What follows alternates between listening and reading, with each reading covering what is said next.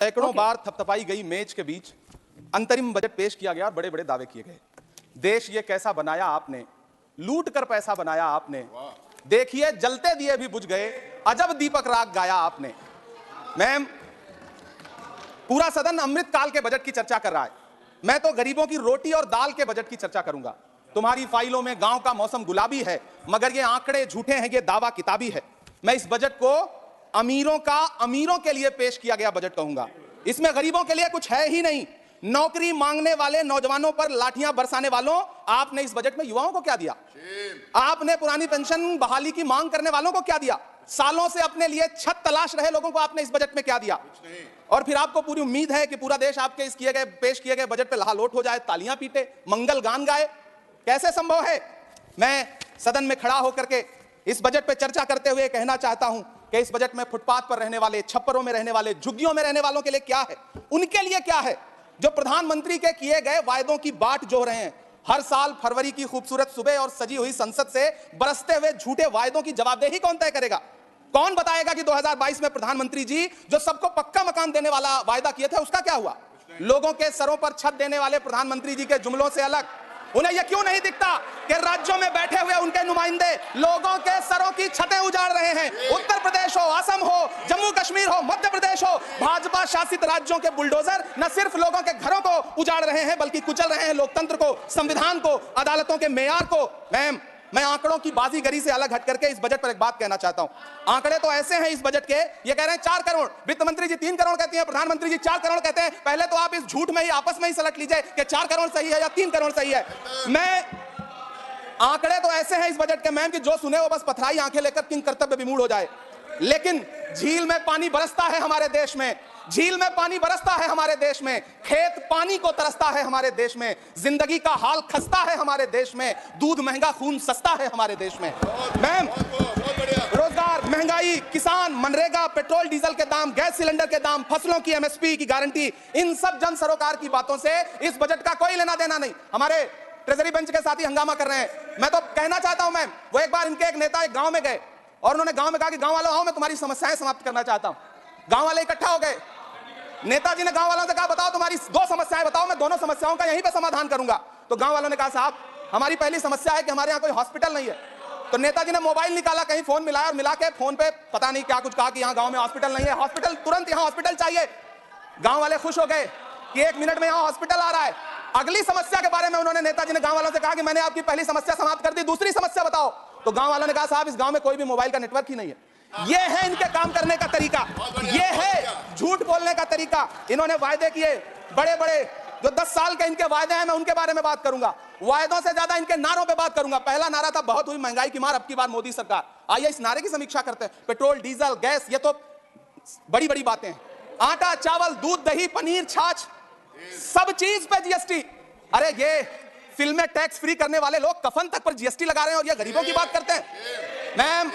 Ma'am, ये सरकार झूठ की सरकार है। ये सरकार के जितने दावे हैं सब खोखले हैं। आज प्रधानमंत्री जी कह रहे थे सबका साथ सबका विकास। ये कैसा सबका साथ सबका विकास है कि मौलाना आजाद नेशनल फेलोशिप आपने बंद कर दी, आपने माइनॉरिटी डिपार्टमेंट का बजट घटा दिया। आप कह रहे हैं सबका साथ सबका विकास, आप बात करते हैं बेटी बचाओ बेटी पढ़ाओ। हमारी आंखें हाथरस से लेकर कठुआ से लेकर के और देश की जंतर मंतर की सड़क वो देख रहे हैं, जब हमारी ओलंपिक पदक लाने वाली बेटियों को प्रधानमंत्री की चौखट पे अपना मेडल रख देना पड़ रहा है। इससे शर्मनाक क्या हो सकता है? मैम, कृषि विकास दर जो 2014 में 4.6% थी, इस वर्ष गिरकर 1.8 कैसे हो गई? क्यों हर दिन 31 किसान आत्महत्या करने को मजबूर हैं? ये सरकार उन पर क्यों बात नहीं करती? कीमत तो बहुत बढ़ गई शहरों में धान की, लेकिन विदा ना हो सकी बेटी किसान की। मौका मिला तो लोगों ने कुर्सी के वास्ते तस्वीर ही बिगाड़ दी हिंदुस्तान की, और आज बड़ी बड़ी बातें कर रहे हैं। मैं यहां पर आपसे खड़ा होकर के मैं अंत में इतना कहना चाह रहा हूं कि वित्त मंत्री जी ने बजट में ट्रेनों के डिब्बे को वंदे भारत कोच में बदलने का एक प्रस्ताव रखा अपने भाषण में। ठीक है, ये सुनने में कानों को बहुत अच्छा लगता है, लेकिन मैम ये सरकार ट्रेनों की सुरक्षा के बुनियादी मुद्दों पर एक शब्द नहीं बोलना चाहती। बालासोर हादसे में घायल हुए लोगों की चिता की राख अभी तक ठंडी नहीं हुई है। वंदे भारत के वीडियो पोस्ट करने वाली ये सरकार कभी भारत की जनरल डिब्बों की, रेलवे के स्लीपर क्लास डिब्बों की वीडियो अगर पोस्ट करे ट्विटर पे तब समझ में आए। बिहार से, इलाहाबाद से, लखनऊ से दिल्ली आने वाली, मुंबई जाने वाली ट्रेनें देख लीजिए, उनकी हालत देख लीजिए, तो आपको लगेगा कि ये वही ट्रेनें हैं। आज स्थिति ये है कि रेलवे स्टेशन तो छोड़िए, रनवे पर खाना खिला रही हैं आपकी प्राइवेट एयरलाइंस। अभी आपने जुर्माना लगाया है, नोटिस दिया है एक एयरलाइंस को। यह स्थिति आपने करके रख दी है ट्रेनों की, एयरलाइंस की। ऐसे में मैम, कागजों पर तो आप कितना भी वंदे भारत और बुलेट ट्रेन सर पर दौड़ा लीजिए, लेकिन असल में भारत की ट्रेनों की डिब्बों की सवारियों की हालत देखने लायक है। अगर सरकार खुली आंखों से उसे देखना चाहे तो देखे और उनकी स्थिति सुधारे। आज अपने प्रधानमंत्री जी ने अपने भाषण में यहां खड़े होकर कई बार न्यू मिडिल क्लास की बड़ी चर्चा की, न्यू मिडिल क्लास जनरेट करेंगे। लेकिन मैं तो यहां खड़ा होकर के सरकार से कहना चाहता हूं कि न्यू मिडिल क्लास का जुमला अपने पास रखिए। यह बताइए कि जो पुराना मिडिल क्लास है उसके साथ आप कैसा व्यवहार कर रहे हैं। आज उसकी स्थिति क्या है? आप अमीरों के कर्जे माफ कर रहे हैं, उद्योगपतियों के कर्जे माफ कर रहे हैं, और यहां स्थिति यह हो गई है कि जो मिडिल क्लास, उसकी जो रोजमर्रा की जरूरत की चीजें हैं उस तक पर आपने जीएसटी लगा रखी है। आप फिल्में टैक्स फ्री करते हैं लेकिन स्टूडेंट्स के प्रतियोगी परीक्षाओं के फॉर्म की फीस नहीं माफ कर सकते। आपको बाकी जगहों पर टैक्स लेना है, हर जगह टैक्स लेना है। मिडिल क्लास से आपका कोई रिश्ता नहीं। मिडिल क्लास तो आपसे कह रहा है कि मोहब्बत भाईचारे के दीवाने दिन ही लौटा दो, वो सस्ती दाल सब्जी के सुहाने दिन ही लौटा दो। ये अच्छे दिन तो अंबानी अडानी को मुबारक हो, हमें ऐसा करो साहब पुराने दिन ही लौटा दो। वो पुराने दिन जो बहुत अच्छे थे, वो पुराने दिन जहां लोग एक दूसरे से मिलजुल करके रहते थे। मैम, इलाहाबाद, दिल्ली, कोटा जैसे शहरों में छोटे छोटे कमरों में अभावों के साथ पढ़ाई कर रहे युवा किताबों के साथ गल चुके हैं।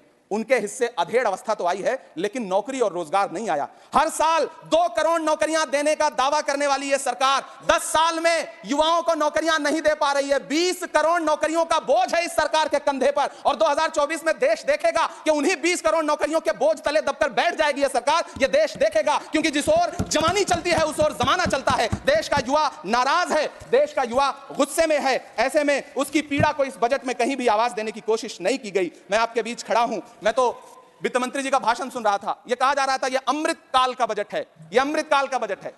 यह कौन सा बजट है यह बाद में तय होगा, लेकिन मैं इतना जानता हूं कि यह इस सरकार का अंतिम बजट है, आखिरी बजट है। इसके बाद न्याय का बजट पेश होगा जिसकी चर्चा राहुल गांधी जी पूरे देश में कर रहे हैं। न्याय का बजट, 5 न्याय, महिलाओं के लिए, युवाओं के लिए, सामाजिक न्याय की बात जिसकी चर्चा पूरे देश में राहुल गांधी जी कर रहे हैं, वो न्याय का बजट पेश होगा अगली बार। यह इस सरकार का अंतिम बजट है, अंतिम बजट है। अमृतकाल में गरीबों की रोटी और दाल के लिए इस बजट में कोई प्राविधान नहीं है, कोई चर्चा नहीं है। बहुत बहुत धन्यवाद।